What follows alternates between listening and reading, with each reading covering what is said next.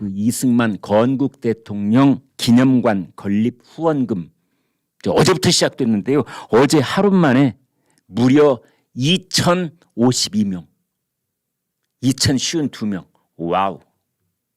여러분 저거 대단한 겁니다. 저는 그렇게 봅니다. 저 대단한 겁니다. 3억 원 후원금이 모였다고 하는데요. 저는 여기서 확신을 갖고 드릴 수 있는 말씀이 있는데 지금 모금액 한 300억 정도를 지금 예상하고 있는 것 같아요. 그래서 한 70%를 채우고 나머지 30%는 정부가 이제 지원을 한다 이렇게 돼 있는데 이승만 기념관을 짓는데 말이죠. 그런데 300억 액수가 문제가 아니고 설사 3천억이 되는들 그 액수가 문제가 아니고 문제는 관건은 뭐냐? 여기에 참여하는 국민의 숫자다. 저는 그리 봅니다. 지금 2,052명인데 이것이 2만 52명이 되고 20만 52명이 되는 순간 차원이 달라지는 겁니다. 10,000원 한 장 혹은 1,000원 한 장을 내는 한이 있더라도 여기에 동참하는 것이 훨씬 더 중요하다. 이제 이런 얘기들이 나오고 있습니다. 여기 돈 낸 사람들 보면은 대개 보통 사람들입니다. 신동엽 42살 된 분 이런 얘기를 했더군요. 프랑스에 가면 수도 파리 한복판에 건국의 아버지 샤를 드골 기념하는 광장이 있는데 우리나라만 건국 대통령을 폄훼하고 소홀히 취급하는 것에 문제가 있다고 평소 생각해 왔다. 맞습니다. 그 파리 한복판에 샤를 드골 광장이 어디 있냐면요. 여러분 샹젤리제 거리 개선문 아시죠?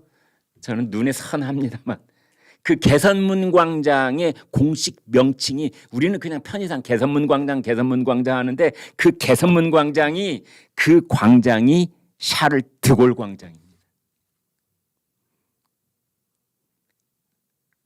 그러니까 가장 핵심 장소에 샤를 드골 이름을 붙였다고 볼 수 있죠. 아니 프랑스의 관문 공항 샤를 드골 공항 말에 무엇합니까? 미국에는 케네디 공항이 있고 그런 겁니다.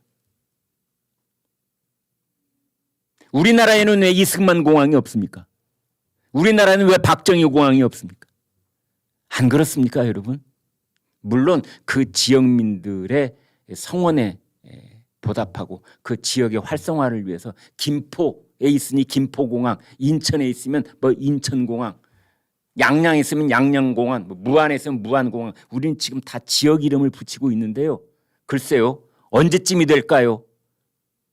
이제 우리 역사에, 우리 근대화에, 우리 현대화에 우리나라를 이만큼 잘 살게 하고 자유민주주의 꽃을 피우게 했던 우리 국가 지도자의 이름이 붙는 공항. 여러분 언제쯤 생길 것 같습니까? 물론 인천공항이라는 말도 놓고 그 다음에 저 인천국제공항 전 세계 어디에 내놔도 손색이 없는 항상 공항 서비스 부문에서 1등을 차지하곤 하는 우리 인천공항이 이승만 공항이 되는 날 여러분 오래라고 생각하십니까? 그보다 글쎄요. 저는 이런 생각을 해봅니다. 이승만 기념관 만들어야죠. 신영균 저 원로 영화배우가 자기 땅 4,000평 내놓겠다고 했잖아요. 부지로. 지금 부지 후보지가 여러 군데 있는데요. 기념관 다음에는 동상입니다. 동상. 여기서 몇 걸음 가면은 광화문 광장인데 광화문 광장은 우리나라에서 상징적인 장소입니다. 거기에 지금 이순신 장군과 세종대왕 두 분의 동상이 있습니다. 물론 이순신, 세종대왕 두 분 우리 역사에 정말 위대한 두 분이시지요.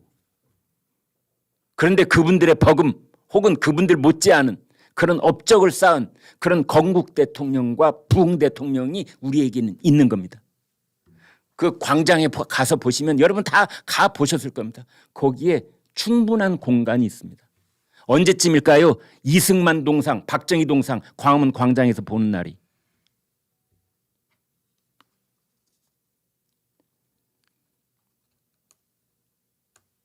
저 한 이만했을 때 한 초등학교 지금 정확한 기억은 아닌데 1학년 초등학교 1학년인가 아무튼 뭐 들어가기 전인가 어느 날 보니까 집안 마루에서 어머니하고 이모가 거기 뭐 이렇게 서로 이렇게 붙잡고 대성통곡을 하고 있더라고요.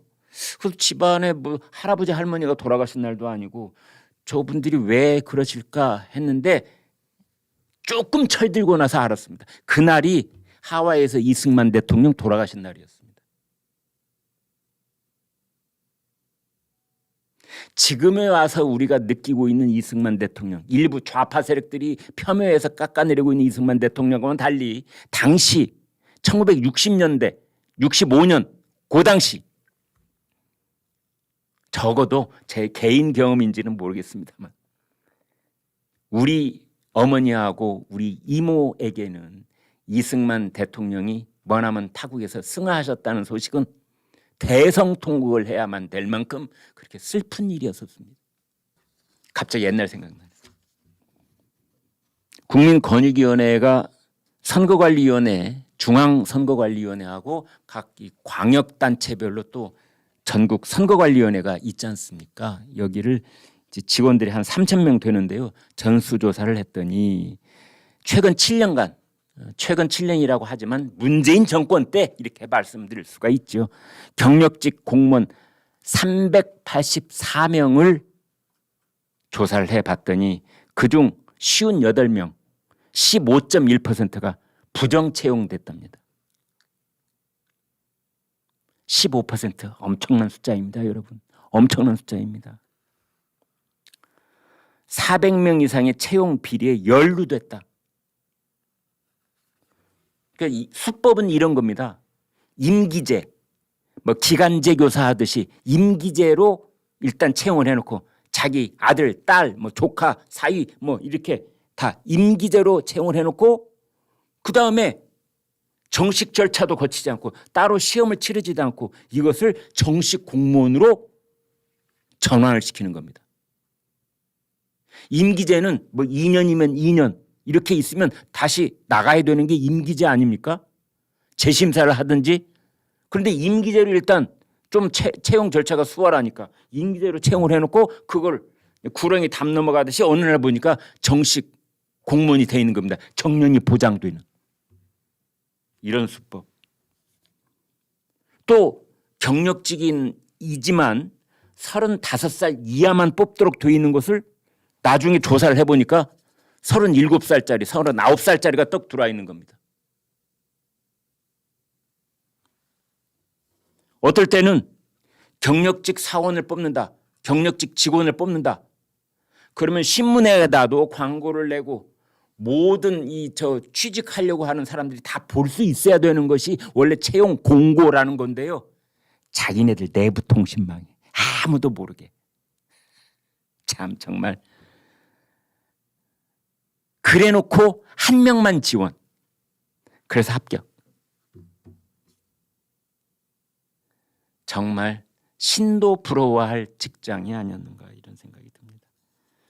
점수를 조작하는 건 말할 것도 없고요. 그런데 이것이 빙산의 일각일 수 있답니다. 왜냐하면은 국민권익위원회가 선거관리위원회에 인사 시스템에 접속하게 해달라. 인사 기록 카드를 볼 수 있게 해달라. 그랬더니 선거관리위원회가 거부. 그래가지고 그건 못 봤답니다.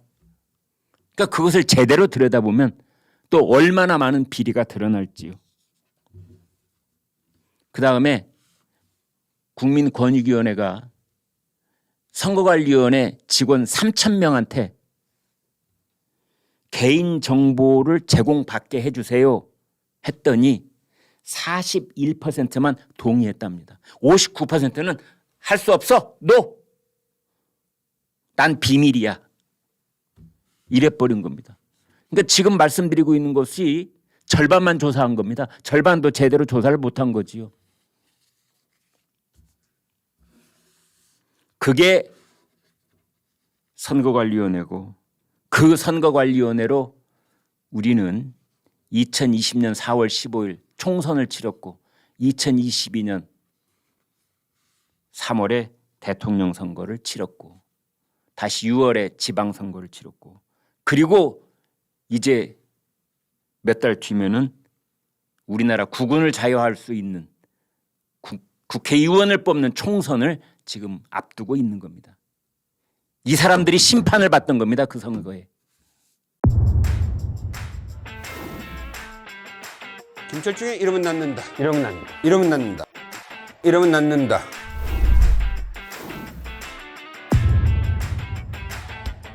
(24시간) 연석혈당 측정이 가능해지면서 어마어마한 새로운 세상이 열리기 시작한 거잖아요. 저희가 서울 알고리즘이라고 서울이라는 이름을 붙여가지고서 이제 별명을 만드는 건데요. 당뇨병의 치료 엄청나게 효과 좋은 약들이 막 나왔잖아요. 그래서 체중과 혈당을 다 잡을 수 있는 거죠. 단독 투여만으로도 이거 엄청난 약이네 그러면. 그렇죠. 소변으로는 당이 프로는 얼마나 빠져나갈 것 같으세요? 하루에?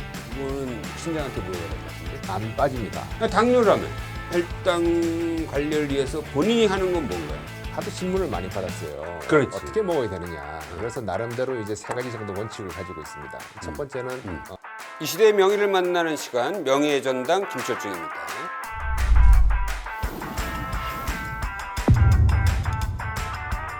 스텐트 시술이 수십만 건이 이루어지고 있는데 이걸 국내에서 최초로 하신 거죠. 뉴잉글랜드 저널 오브 메디신 애니제임이라는 그 학술지가 우리나라 의사 중에 처음으로 애니제임을 쓴 거 아닙니까? 바뀌는 거예요, 그때부터. 한국에서 이루어진 연구 논문이 전 세계 표준을 바꾼 거네요. 그 중심이 됐죠. 그래요? 생각보다 훌륭한 사람인 거.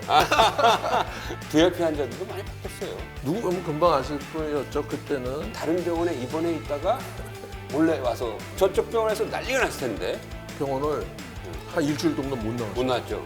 심장병 환자들한테 해주고 싶은 말은